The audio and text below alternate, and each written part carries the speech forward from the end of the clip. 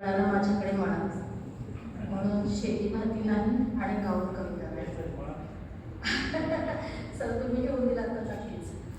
आणि दुसरं म्हणजे नेहमीच मी खूपच सिरियसली लिहिते. आज खरं तर विनोदी कविता घ्यायची इच्छा होती, पण पुणेकर सर समोर असताना हिंमत झाली नाही. त्याच्यामुळे पुन्हा एक थोडीशी सामाजिक कार्य करताना जी माणसं भेटली त्यांच्यावरती कविता.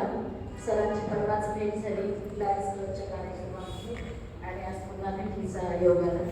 माझ्या कवितेचं नाव आहे बाणगुळ. अशी बाणगुळ आपल्याला भरपूर मिळतात समाजामध्ये. बाणगुळ.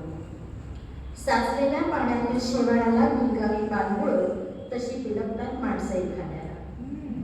साचलेल्या पाण्यातील शेवाळाला भिलगावी माणसं तशी बिलगतात माणसं एखाद्याला. आपल्याच कार्यक्षमतेवर विश्वास नसल्यासारखी.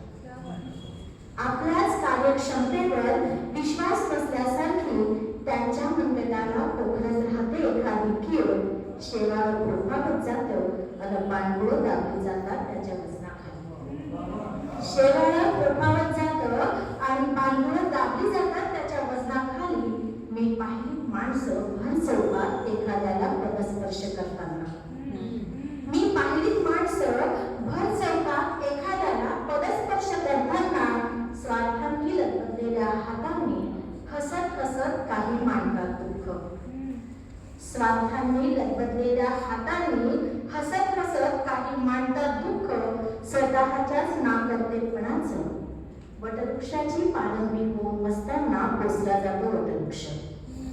वटवृक्षाची पारंबी होऊन बसताना पोसला जातो वटवृक्ष. पारंबीने शोषलेल्या जीवनद्रव्यावरती. पण एखादीच पारंबी बहरते हिरव्या पालवीने दाखल्या खातात. एखादीच पारंबी बहरते हिरव्या पालवीने दाखल्या खातात.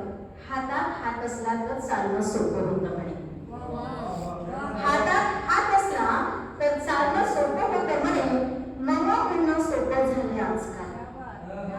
पण नवं म्हणणं सोपं झाले आजकाल. हाताला हात लावून यज्ञात तूप ओतून पुण्य कमवणारी बळी एकाच हाताच्या 4 बोटात बसणारी.